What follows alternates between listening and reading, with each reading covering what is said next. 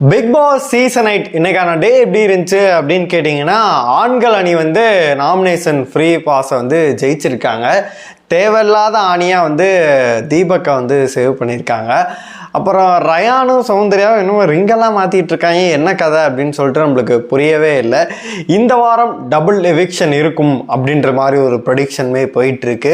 அதை பற்றி என்ன சமாச்சாரன்ற பற்றி பேசுகிறோம். அது மட்டும் இல்லாமல் உள்ள நிறைய கலவரங்கள், நிறைய விஷயங்கள்லாம் நடந்துகிட்ருக்கு. எல்லாத்தையும் பற்றி நம்ம ஃபுல்லாகவே பேசுவோம். சிவாஜி பேரன் அப்படின்னு சொல்லிட்டு அவர் பேரை கெடுக்கிறதுக்காக ஒருத்தர் உள்ளே வந்திருக்காரு. அவர் பண்ண சம்பவங்களை வந்து தனியாக நம்ம பேசலாம். ஹாய் மக்களே, நான் உங்கள் ஷாம். இன்னைக்கு பிக் பாஸை பொறுத்தளவு பார்த்தீங்கன்னா பெரிய விஷயம் வந்து நிறைய விஷயங்கள் நடக்குது. ஆனால் நம்மளுக்கு பார்த்தீங்கன்னா கண்டென்ட்னா கெட்ட வார்த்தை அப்படின்ற மாதிரி தான் உள்ளே போயிட்டுருக்கு. ஏன்னா பிக் பாஸை பொறுத்தளவுக்கு இவங்களுக்கு ஏதாச்சும் கொடுத்துடணும், ஏதாச்சும் அடிச்சுக்க வைக்கணும் அப்படின்றக்காண்டி பண்ணுறாரு. அவர் எனர்ஜி தான் பார்த்தீங்கன்னா வீணடிக்குது. இவங்க பார்த்தா ஒன்றுமே பண்ண மாட்டேங்கிறாங்க.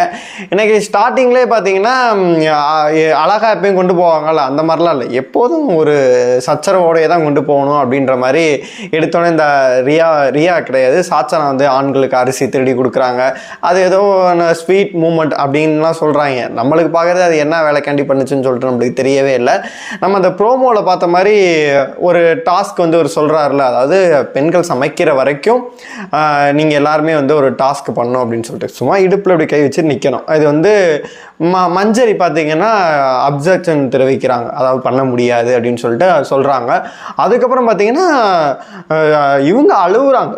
அதாவது ஆர்ஜே ஆனந்தி அழுது இது எப்படி இது பண்ண முடியும் அப்படின்னு சொல்லிட்டு அழுகுறாங்க. ஒரு சில பேர் ஒத்துக்கிறாங்க, ஒரு சில பேர் வந்து பார்த்தீங்கன்னா கன்ஃபியூஷனில் இருக்காங்க. அதில் வந்து சாச்சனாக்கும் பவித்ராக்கும் சண்டை வருதுன்னா, அக்கா நீங்கள் பேச விடுங்கன்னு சொல்லிட்டு. சௌந்தர்யாக்கு எப்போதும் பார்த்தீங்கன்னா சாச்சனா வந்து நம்மளை வந்து மரியாதை குறைவாக நடத்துதோ, இந்த வீட்டில் எது எல்லாத்தையும் மரியாதை குறைவாக நடத்துதோ அப்படின்றது அவங்களுக்கா ஒரு எண்ணம். ஆனால் நேற்று நைட்டு பார்த்தீங்கன்னா சௌந்தர்யாவை அவ்வளோ கேவலமாக பார்த்தீங்கன்னா விஷாலாக இருக்கட்டும், ஜெஃப்ரி வந்து அவ்வளோ கேவலமாக மார்க் பண்ணி அவங்கள வந்து அவங்க பேசுகிற மாதிரியே பேசி காமிச்சு இது பண்ணி எல்லாம் பண்ணாங்க. அதை கண்டிப்பாக சேது அண்ணை கேட்பாரு அப்படின்னு சொல்லி நான் வெயிட் பண்ணி பார்ப்போம். அதை பற்றி நான் ஃபுல் வீடியோவாக போட்டிருக்கேன், அது நம்ம சேனலில் இருக்குது, நீங்கள் பார்த்துக்கோங்க. ஏன்னா அதை சொன்னால் இது அதோட கலந்துரும். அதை தனியாகவே பேசியிருக்கேன், பார்க்குறேன்னா பார்த்துக்கோங்க. அந்த மாதிரி பார்த்தீங்கன்னா இவங்களுக்கு ஒரு எண்ணம், ஆனால் பின்னாடி என்ன நடக்குன்னு தெரியாமல் இருக்குது. இங்கிட்ட பார்த்தீங்கன்னா ரயான் கூட வந்து என் கூட பேச மாட்டேங்கிறான், ஜெஃப்ரி பழைய ஃப்ரெண்டோட இது பண்ணேன்னு சொல்லிட்டு என்னென்னமோ லவ் கண்டென்ட் ட்ரை பண்ணுறாங்க.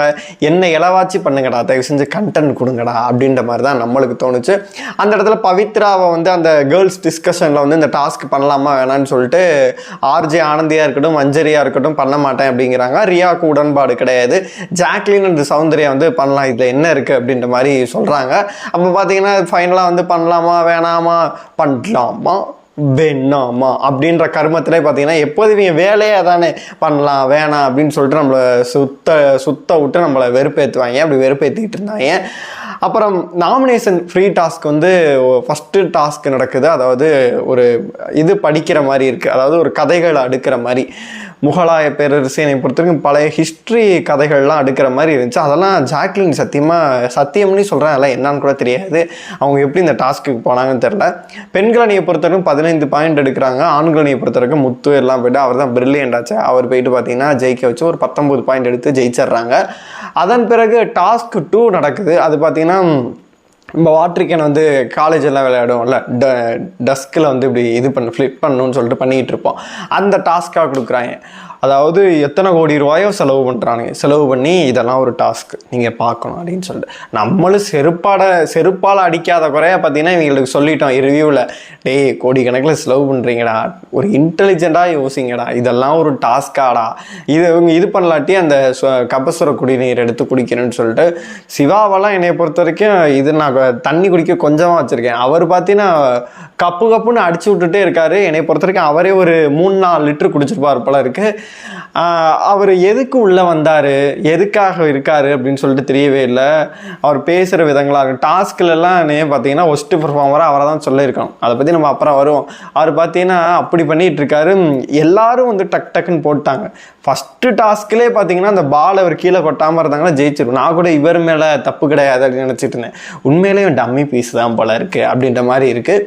பார்த்தீங்கன்னா அங்கே வந்து தோக்க வச்சிட்றாருன்னு தான் நான் எதிர்பார்த்துக்கிட்டு இருந்தேன். நல்ல வேலை இவர் குடிச்சுக்கிட்டே இருக்கு. பிக் பாஸ் இதுக்கப்புறம் குடிச்சா செத்து வித்து போயிடுவாங்க, அதாவது அப்படி குடிச்சுக்கிட்டே இருக்காங்க. பிக் பாஸை பார்க்குறாரு. பவித்ராவாக இருக்கட்டும், அவங்களுக்கு வாந்தியெல்லாம் வருது. ஒரு கட்டத்துக்கு மேலே குடிச்சு ஏதாச்சும் ஹெல்த் இஷ்யூஸ் ஏதாச்சும் ஆயிருமோ அப்படின்னு சொல்லிட்டு அவர் வேணாம் ஆளை மாற்றி விடுங்கன்னு சொல்லிட்டு அவர் மனிதாபப்பட்டு விட்டார். தலைமை பார்த்தீங்கன்னா 2 லிட்டர் 4 லிட்டர் குடிச்சு ஏதாச்சும் ஆயிடுச்சுன்னா என்ன பண்ணுறது, அந்த மாதிரி பார்த்தீங்கன்னா போயிட்டார் அவருமே. அப்புறமேட்டு முத்து வந்தார், ஒரு டைம் போட்டார் விழலை, அடுத்த டைம் போட்டு முத்து எங்கள் சொத்து மாதிரி டக்குன்னு பசங்களுக்கு இருந்தாங்கடா லெஃப்ட் ஹேண்டில் பார்த்தீங்கன்னா நாமினேஷன் ஃப்ரீயை வாங்கி கொடுத்துட்டு போயிட்டே இருந்தார். அது பாய்ஸ் டீமில் வந்து டிஸ்கஷன் நடக்குது. பாய்ஸ் டீம் நம்ம எடுத்தோன்னே முத்து சொல்கிறாரு, நம்ம டீமோட அதாவது கெத்து, அதாவது நம்ம இருக்கணும் கண்டிப்பாக பலமாக இருக்காது தீபக் அண்ணா அவர் இருக்கணும் அப்படின்னு சொல்லிட்டு. என்னை பொறுத்த வரைக்கும் முத்துவில் வந்து பார்த்திங்கன்னா அவருக்கு சப்போர்ட் பண்ணி பேசுகிறாரு. ஆனால் வந்து தீபக் வந்து அவர் தான் ஃபஸ்ட்டு பெர்ஃபார்மர் தெரியவே இல்லை அப்படிங்கிறார். இதை ரெண்டே நீங்கள் சிங்க் பண்ணிக்கோங்க. அந்த மாதிரி எல்லோரும் ஒரு மனதாக தேர்ந்தெடுத்து தீபக் தான் கொடுப்பாங்கன்னு அவனுக்கு தெரிஞ்ச விஷயந்தான். ஒன்று போன வருஷம் இவர் கொடுப்போம் அப்படின்னு சொல்லிட்டு கொடுப்பாங்க. அடுத்த வாரம் இருந்தாலும் அது யாரும் நம்மளுக்கு தெரிஞ்ச விஷாலுக்கு கொடுப்பாங்க. இவங்க டீமில் பேசி வச்சா பண்ணுவாங்க. அதனால் நம்மளுக்கு அது சொல்கிறது இல்லை.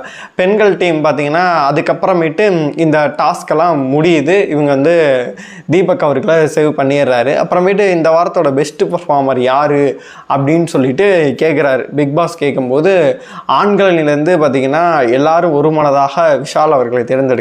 என்னை பொறுத்து இந்த வாரம் பெஸ்ட்டாக பண்ணது யார் அப்படின்னு கேட்டால் சத்யா நல்லா பண்ணியிருந்தார். அருண் கேப்டன்சி வந்து என்னை பொறுத்து சூப்பராகவே பண்ணியிருந்தார். விஷால் என்னை பொறுத்த வரைக்கும் ஓகே தான். மற்றபடி எல்லோரும் அவங்க கொடுக்கப்பட்ட இதை வந்து ஏதோ பண்ணணும் அப்படின்னு பண்ணாங்க. ராணவ் உண்மையிலே நான் சொல்லப்போனால் அவர் ஆர்வக்கோளாக இப்படி சொன்னாலும் உண்மையிலே ஓட்டிங்கில் நீங்கள் பார்த்தீங்கன்னா தெரியும், ராணவுக்கு ஓட்டு பிச்சுக்கிட்டு போகுது, அடித்து நவுத்திக்கிட்டு இருக்கு அப்படின்னு தான் சொல்லணும். அவருக்கு அவ்வளோ மக்கள் சப்போர்ட் கொடுக்குறாங்க. ஆனால் உள்ள 10 பைசா பிரயோஜனம் இல்லாத மாதிரி அவர் உள்ளே வச்சுருக்காங்க. அதனால பார்த்தீங்கன்னா அவருக்கு வந்து யாருமே சொல்லவே இல்லை, விடு தலைவா வெளியில் அவ்வளோ சப்போர்ட் இருக்குது. ஃபஸ்ட்டு வீக்கில் இவ்வளோ ஓட்டு வாங்கினது ஏன்னா வர்ஷினியாக இருக்கட்டும், ரியாவாக இருக்கட்டும், மஞ்சரியாக இருக்கட்டும், சிவகுமாராக இருக்கட்டும், ஓட்டிங்க்கு அப்படியே தள்ளாடிக்கிட்டு இருக்காங்க. அப்படியே ஒரு பர்சன்ட் கூட கிடையாது. எல்லாரும் 100-200 ஓட்டு டிஃப்ரெண்ட்டாக தான் இருக்காங்க. ஆனால் தலையை வந்து பார்த்தீங்கன்னா இப்போ வந்து ஜெஃப்ரியாக இருக்கணும் பழைய கண்டஸ்டங்களை தான் அடித்து நவுத்திட்டு மேலே நிற்கிறாப்புல. இது உண்மையிலே பெருமையான விஷயந்தான். அவருக்கு கொடுக்கல. அப்புறம் பார்த்திங்கன்னா பெண்கள் அணியில் பார்த்திங்கன்னா பெஸ்ட் அப்படின்னு என்னைய பொறுத்த வரைக்கும் வந்து இந்த தடவை யாருமே அவ்வளோவா தெரியல. என்னை பொறுத்த வரைக்கும் மஞ்சரி கூட ஓகே அப்படின்னு தான் தோணுச்சு. ரியா அவங்க சொன்னாங்க, ரியாவோட பெருந்தன்மை எங்கேயா நம்ம பார்க்கணும். ஓட்டு வந்து இப்போ ஸ்ப்ளிட் ஆகுது, 2 பேர் சரிசமமாக வருது, யார் எடுக்கலாம் கால் அப்படின்னு சொல்லிட்டு ரியாட்ட கேட்கும்போது அவங்க போட்டோம் அப்படின்னு சொல்லிட்டு விட்டு கொடுத்ததா இருக்கட்டும். மஞ்சரி வந்து நான் தான் எடுத்துப்பேன் அப்படின்றதா இருக்கட்டும். எடுத்துகிட்டு வெளியில் போயிருங்க இந்த வாரம் அப்படின்னு தான் எங்களுக்கு தோணுது. ஏன்னா இந்த வாரம் டபுள் எவிக்ஷன் இருக்குது அப்படின்ற மாதிரி ஒன்று போயிட்டுருக்கு. இருந்தால் நல்லா தான் இருக்கும். சப்போஸ் ஒரு எவிக்ஷன் மட்டும் இருந்தால் இந்த பெருந்தன்மைக்காக ரியா உள்ளே இருக்கட்டும், மஞ்சரி வெளியில் போகணும் அப்படின்றத. ஏன்னா ஆர்ஜே வந்து 2.0 வெர்ஷனாக தான் அவங்க பண்ணிகிட்டு இருக்காங்க. உள்ளே இருந்துட்டு டாஸ்க் கொடுத்தா நான் பண்ண மாட்டேன், எது கொடுத்தாலும் பண்ண மாட்டேன் அப்படின்னு சொல்லிட்டு டாஸ்க்கு இதெல்லாம் தனியாக பண்ணுறாங்க. இந்த பாய்ஸ் டாஸ்க்கு கொடுத்தா பண்ண எதாக இருந்தாலும் பார்த்தீங்கன்னா இது பண்ண மாட்டேன் அப்படின்னு சொல்லிட்டு அங்கே அவங்களோட பாயிண்டை வைக்கிறது, தான் முன்னிலைப்படுத்திக்கிட்டு இது பண்ணுன்ற மாதிரி பண்ணுறது, அதெல்லாம் பார்க்குறது இரிட்டேட்டாக இருக்குது. ரியாக்ட் போல் அவங்க வெளியில் போனால், ஒருத்தர் வெளியில் போகணும் இந்த வாரம் இருந்துச்சுன்னா மஞ்சரி போனால் நல்லாயிருக்கும் அப்படின்னு சொல்லிட்டு தான் எல்லாருமே எதிர்பார்த்துட்டு இருக்காங்க. அப்புறம் நம்ம சிவகுமாரோட விஷயத்துக்கு வந்துட்டு அப்புறமேட்டு இந்த டாஸ்க் விஷயத்தை நம்ம டிஸ்கஸ் பண்ணுவோம். சிவகுமார் வந்து இன்றைக்கி லைவில் தான் வந்துச்சு, எபிசோடில் காமிக்கலை. சிவகுமார் சொல்லிகிட்டு இருக்கார், நான் எவ்வளோ பெரிய குடும்பம் தெரியுமா, நம்ம இந்த இப்போ விளையாண்டுட்டு இருக்கும்போது தீபக் அண்ணன் பின்னாடி யோ என்ன பண்ணுற, இது பண்ணு, என்ன இப்படி இது கூட தெரிலையா அப்படின்னு சொல்லிட்டு அவர் வந்து பின்னாடி திட்டிருக்கார். அது ஃபஸ்ட்டு டாஸ்க்லேயே வந்து திட்டியிருப்பார். நீ நல்லா பர்ஃபார்ம் பண்ண அப்படின்னா கண்டிப்பாக இது பண்ணுவேன், ஒரு டாஸ்கில் வெல்லலாம், 2 டாஸ்கில் வெல்லலாம். ஏம்மா நீ இப்போ டாஸ்க்கு விளையாடணும், பிக் பாஸில் ஒன்று ஃபெமிலியராக ஒன்று கொண்டு வரணும் அப்படின்னு சொல்லிட்டு தானே வந்திருக்க. நான் எவ்வளோ பெரிய ஆள், எனக்கு வந்து இங்கேருந்து இது வரைக்கும் கோவம் ஏறுது. இதை இந்த ஜாக்லின் டைம் போய் சொல்கிறாரு. அப்புறமேட்டு முன்னாடி டாஸ்க்லேயும் பார்த்தீங்கன்னா எனக்கு அப்படியே சுருன்னு ஏறுது. வெளிப்படுத்த வேண்டியதானேப்பா, எதுக்குப்பா பின்னாடி போய் பேசுகிற, அவர்கிட்டே கூப்பிட்டு சொல்ல வேண்டியதானே. தீபக் நீங்கள் பேர் எனக்கு சூடாகுது, நான் சிவாஜி கணேசனோட பேரன், எப்படிலாம் ட்ரீட் பண்ணுறீங்க, எவ்வளோ பெரிய ஃபேமிலி தெரியுமா அப்படின்னு சொல்லிட்டு பின்னாடி போய் ஏன் சொல்கிறீங்க, ஏன் ஃபேமிலியை வச்சுட்டு கேவலப்படுத்துறீங்க. நீங்கள் நல்லா பர்ஃபார்ம் பண்ணிட்டு ஒரு நிரூபிச்சுட்டு அப்படி பண்ணும்போது நீங்கள் அப்படின்னு சொல்லிட்டு ஒரு ஐடென்டிஃபை க்ரியேட் ஆகும். எதுக்கு இன்னொருத்தரோட ஐடென்டிட்டி வந்து அது அவ்வளோ பெரிய பிராண்டு கேவலப்படுத்திக்கிட்டு இருக்கீங்க அப்படின்னு தான் நம்மளுக்கு சொல்ல தோணுது. சரி, அவரை பற்றி தேவையில்லாமல் நம்ம பேச வேணாம், விட்டுறலாம். இதுக்கப்புறமேட்டு நல்லா விளையாடுவாரா இல்லை வந்து இந்த வாரம் இன்னும் 2 மாதத்தில் போயிடுவார்னு நினைக்கிறேன். சரி, இருக்கிற வரைக்கும் இருந்துட்டு போட்டோம் அப்படின்ற மாதிரி, எவ்வளோ பேர் இருக்காங்க, நீங்களே இருந்துட்டு போங்க அப்படின்ற மாதிரி தான் இருக்குது. அப்புறமேட்டு பெஸ்ட்டு பர்ஃபார்மர் யார் அப்படின்ற போது பார்த்தீங்கன்னா இந்த சைடு வந்து மஞ்சரி அப்புறமேட்டு விஜய் விஷால் வந்து அடுத்த வாரம் நான் பார்த்தீங்கன்னா கேப்டன்சிக்கு இது பண்ணுறாங்க. எனக்கு பார்த்தீங்கன்னா விஜய் விஷால் அடித்தா நல்லாயிருக்கும்னு தோணுது. மஞ்சரி ஒருவேளை உள்ளே இருந்து கேப்டன்சி எடுத்தால் அவங்க ஆட்டம் தாங்க முடியாது அப்படின்ற மாதிரி தான் இருக்குது. அப்புறமேட்டு ஒஸ்ட்டு பர்ஃபார்மர்ஸ் யார் அப்படின்ற மாதிரி வருது. அதில் பார்த்தீங்கன்னா பாய்ஸ் டீம்லேருந்து எல்லோரும் வந்து சேர்ந்து ராணவ அடிக்கிறாங்க. எனக்கு உடன்பாடே கிடையாது சத்தியமாக. அதாவது ஏதோ ஒன்று பண்ணணுமே, போன வாரம் தான் அடிக்கணுமேன்னு சொல்லிட்டு அடின்னு போட்டு எல்லாரும் சல்லி ரீசனாக சொல்கிறாங்க. சல்லி ரீசன், நீ வந்து டீமோட ஒத்து போகலாம் அப்படி இப்படின்னு சொல்லிட்டு இண்டிவிஜுவலாக விளையாண்டா அவங்களுக்கு வந்து பொறுக்க மாட்டேங்குது அப்படின்றனால இதில் தான் எனக்கு பாய்ஸ் டீம் பிடிக்கவே இல்லை. கேர்ள்ஸ் டீம் என்ன தான் இப்படி இருந்தாலுமே பாய்ஸ் டீம் இந்த மாதிரி பண்ணுறது தான் பிடிக்கவே மாட்டேங்குது. ஒருத்தனை மட்டும் டார்கெட் பண்ணி அடிக்கிற மாதிரி இருந்துச்சு. ராணாவை குத்துறேன். இந்த அப்சல்யூட்லி இந்த சைடு பார்த்தீங்கன்னா வர்ஷினியை தான் அடிப்பாங்க தெரியும். பிரின்சிபல் ரோல் சத்தியம் நல்லா பண்ணலை, சரி ஒத்துக்கலாம். பிரின்சிபல் ரோல் பார்த்தீங்கன்னா முயற்சியாச்சும் பண்ணாங்க. என்னை பொறுத்த வரைக்கும் இந்த வாரம் தர்சிகாவாக இருக்கட்டும், பவித்ராவாக இருக்கட்டும், ஏன் சௌந்தர்யா கூட அங்கே தெரிஞ்சாங்கன்னு வச்சுப்போம். கேர்ள்ஸ் டீமில் நான் யாரையுமே ஆர்ஜே ஆனது இந்த டாஸ்கில் எங்கேயுமே நான் பார்க்கவே இல்லை. தேடிக்கிட்டு இருக்க வேண்டியதாக இருந்துச்சு. அப்படி தான் இருந்துச்சு. எல்லாருமே ஒஸ்ட்டுன்னு கொடுத்தா கூட கரெக்டாக இருக்கும். வர்ஷினியை விட ஒஸ்ட்டாக பண்ணவங்க எல்லாருமே இருக்காங்க. கேட்டால் அவங்கெல்லாம் வந்து மாறு தட்டிக்கிறாங்க. அதாவது நாங்கள் பெஸ்ட்டு அப்படின்னு சொல்லிட்டு எல்லோரும் சேர்ந்து வர்ஷினியை அங்கே ஒரு மனதாக இது பண்ணுறாங்க. நம்ம பெருசாக எதுவும் பிக் பாஸ் கேவலப்படுத்துவார் அப்படின்னு சொல்லிட்டு எதிர்பார்த்தோம். அவர் பார்த்தீங்கன்னா அடுத்த அறிவிப்பு போகிற வரைக்கும் டீ காஃபி இவைகள் அனைத்தும் நீங்கள் தான் கொடுக்கணும் அப்படின்ற மாதிரி சொல்லியிருந்தார். அது சரி போயிட்டு போதுரா அப்படின்ற மாதிரி இருந்துச்சு. ஒரு வழியாக பார்த்தீங்கன்னா நாமினேஷன் ஃப்ரீ வந்து தீபக் கிடச்சிருக்கு. அது கிடச்சும் கிடைக்காத மாதிரி தான், ஒரு பயனும் இல்லை அப்படின்ற மாதிரி தான் இருக்குது. பெஸ்ட்டு பர்ஃபார்மராக வந்து மஞ்சரியும் விஷாலும் தேர்ந்தெடுக்கப்பட்டிருக்காங்க. அப்புறம் ஒஸ்ட்டு பர்ஃபார்மராக வந்து இவங்க வர்ஷினியும் ராணவும் வந்து தேர்ந்தெடுக்கப்பட்டிருந்தாங்க. அப்புறம் வந்து உள்ள காதல் கதைகள் ஒன்று ஓடிட்டுருக்கு. அதாவது சௌந்தர்யா ஏதோ ட்ரை பண்ணுறாங்க போல இருக்குது. ராணா விட்டதை ரிங்கு வாங்கி போடுறாங்க, பேச மாட்டேங்கிறாங்க, எல்லாத்துட்டையும் போயிட்டு எங்களை சேர்த்து வைங்க அப்படிங்கிறாங்க. நம்மளுக்கு ஒன்றும் சொல்கிற மாதிரி இல்லை.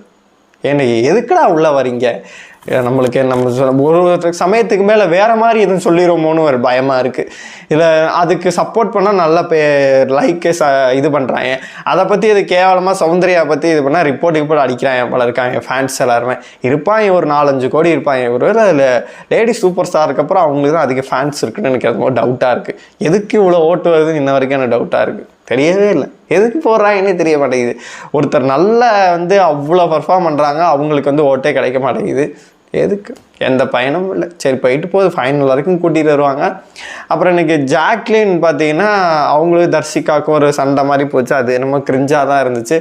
ஓரளவாக இன்றைக்கி பார்க்கும்போது என்ன தோணுது அப்படின்னா, நாளைக்கு சேதனை என்னென்ன கேட்கணும் அப்படின்னு கேட்டிங்கன்னா, கண்டிப்பாக வந்து அந்த சௌந்தர்யா கிண்டல் பண்ண விஷயங்களை கேட்கணும். அது மட்டும் இல்லாமல் நாளைக்கு ஒரு ஆளை வெளியில் தள்ளணும் அப்படின்னு சொல்லிட்டு எதிர்பார்த்து காத்திருக்கோம். எதிர்பாருங்கள், வெயிட் பண்ணுவோம்.